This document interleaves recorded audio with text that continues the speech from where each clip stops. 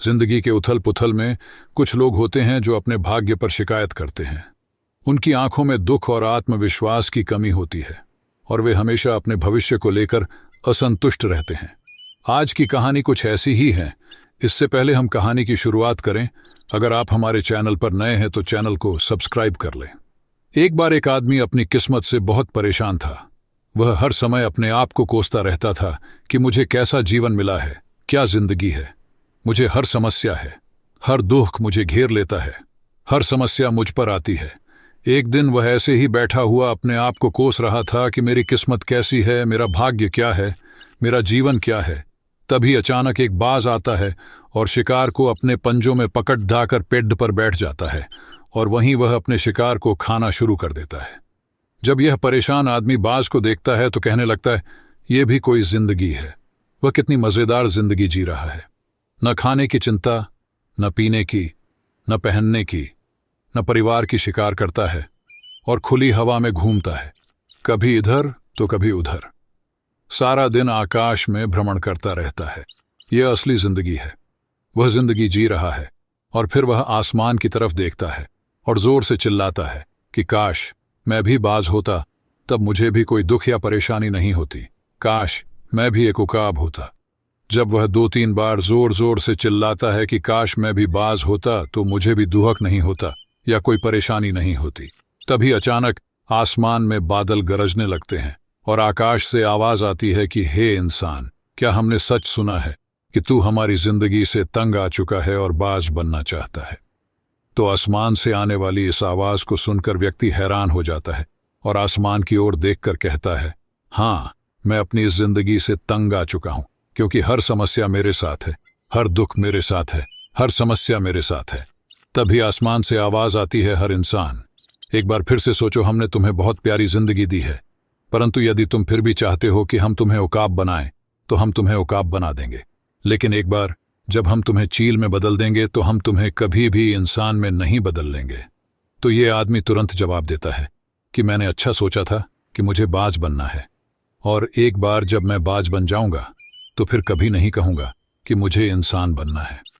तभी ऊपर से आपकी इच्छा अनुसार आवाज आती है और वह व्यक्ति चील बन जाता है। जैसे ही इंसान बाज बन जाता है वह खुली हवा में उड़ने लगता है। वह कभी इधर उड़ता है तो कभी उधर और सोचता है कि यह कितनी मजेदार जिंदगी है। ये एक वास्तविक जीवन है, न कोई तनाव, न कोई परेशानी और न ही कोई डर। वह काफी देर तक हवा में उड़ता रहता है, 2-3 मिनट तक अपने पंख फड़फड़ाता है और फिर पंख फड़फड़ाने बंद कर देता है और काफी देर तक हवा में तैरता रहता है। इस तरह शाम का समय करीब आ जाता है और वह सोचता है कि रहने के लिए कोई जगह होनी चाहिए, मेरा अपना घर होना चाहिए जहां मैं रात को रह सकूं। फिर वह तिनके और लकड़ियां इकट्ठा करना शुरू कर देता है और एक ऊंचे पेड़ पर अपना घोंसला बनाना शुरू कर देता है। वह एक एक करके लकड़ियां काटकर अपने लिए एक सुंदर घोंसला बनाता है और रात को उसी में सोता है। और वह सोचता है कि वह सुबह उठकर शिकार करेगा और सुबह फिर मौज मस्ती करेगा और खुली हवा में उड़ेगा। सुबह वह शिकार करने जाता है और खुली हवा में उड़ता रहता है और ऊपर से जाकर नीचे की ओर देखता है कि कोई शिकार दिखे ताकि मैं उसे वहीं पकड़कर खा सकूं। लेकिन वह नहीं मिला। बहुत समय बीत गया। वह शिकार ढूंढता रहा लेकिन उसे कुछ नहीं मिला। पास में ही एक जंगल है और वह ये सोचकर उस जंगल में चला जाता है कि शायद उसे वहां कोई अच्छा शिकार मिल जाए। वह जंगल और जंगल के अंदर शिकार की तलाश करता रहता है लेकिन उसे कुछ नहीं मिलता। शाम होते ही वह निराश होकर अपने घोंसले में वापस लौट आता है। एक तरह से वह थक कर एक पेड़ पर बैठ गया। वहां उसे एक घायल पक्षी दिखाई देता है। वह तुरंत उसे पकड़ लेता है, उसके पंख निकालता है और खा जाता है। उस पक्षी को खाने के बाद वह अपने घोंसले में लौट आता है और सोचता है कि भले ही यह बीमार पक्षी है लेकिन खाने के लिए कुछ है। वह अपने घोंसले में पहुंचकर आराम करने लगता है और सोचता है कि सुबह मैं कोई अच्छा शिकार पकड़ लूंगा और अपनी भूख मिटा लूंगा।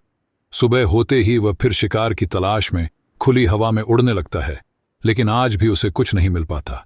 काफी समय बाद वह आसमान में ऊंची उड़ान भरता है और अपनी चालाक आंखों से शिकार की तलाश करता है लेकिन उसे कुछ नहीं मिलता।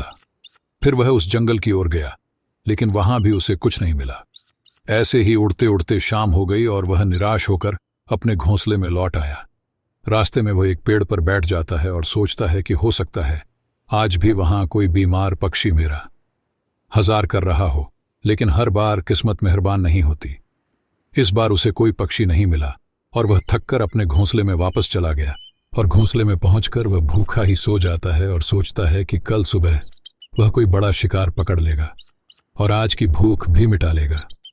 वह रात को अपने घोंसले में गहरी नींद सोता है। अचानक एक तेज तूफान आया जिसने उसे और उसके घोंसले को अलग दिशा में फेंक दिया। तो जहां वह गिरता है वहां एक नुकीली छड़ी होती है जो उसके पंजे में फंस जाती है और उसे बुरी तरह घायल कर देती है। तूफान रुकने के बाद तेज बारिश शुरू हो जाती है, लेकिन किसी तरह वह पेड़ के नीचे छुपी रहती है। रात बड़ी मुश्किल से कटी। सुबह होते ही बारिश रुक जाती है और चारों ओर खुशियां छा जाती हैं। नदियां और झरने बहने लगते हैं। सब कुछ सामान्य जैसा हो जाता है, लेकिन यह बाज अब पहले जैसा नहीं रहा। इसका पंजा घायल हो गया है। डंडे की वजह से उसका पंजा बुरी तरह जख्मी हो गया है। और आपको बता दें कि बाज का पंजा अपने शिकार को पकड़ने में बहुत अहम भूमिका निभाता है, क्योंकि बाज अपने शिकार को पंजे की मदद से पकड़ता है और फिर चोंच की मदद से खाता है। लेकिन अब उसका पंजा खराब हो गया है और वह 2 दिन से भूखा है। वह शिकार की तलाश में कुछ समय के लिए उड़ता है, शायद एक बीमार पक्षी ढूंढता है, लेकिन हर दिन उसे एक बीमार पक्षी नहीं मिलता है। कुछ देर उड़ने के बाद वह भूख और दर्द के कारण एक पेड़ पर बैठ जाता है। पेड़ पर बैठते ही उसे पता ही नहीं चलता कि कोई और मुसीबत उसका इंतजार कर रही है। आसपास से 8-10 कौवों का झुंड आकर उसे परेशान करने लगता है और उसके घाव पर चोंच मारने लगता है। उन्हें पता चला कि यह बाज भूख के कारण घायल और कमजोर है। वह उनसे बचने के लिए थोड़ा उड़ता है और फिर एक पेड़ पर बैठ जाता है, लेकिन उन्होंने उसे जाने नहीं दिया। वह फिर उड़ता है, लेकिन वे बार बार आते हैं और उसे परेशान करते हैं। कौवे अक्सर बाज के साथ ऐसा करते हैं, लेकिन फिर चील भी कौवे के साथ खेल खेलती है। जब कौवों का झुंड बाज को परेशान करता है तो बाज सीधा आसमान में ऊंची उड़ान भरने लगता है। कौवे भी ऐसे ही उड़ने लगते हैं, लेकिन कुछ देर तक उड़ने के बाद वे इतनी ऊंचाई पर पहुंच गए जहां उन्हें उचित ऑक्सीजन नहीं मिल पाती। उनका दम घुटने लगता है और वे इससे ऊपर नहीं जा पाते।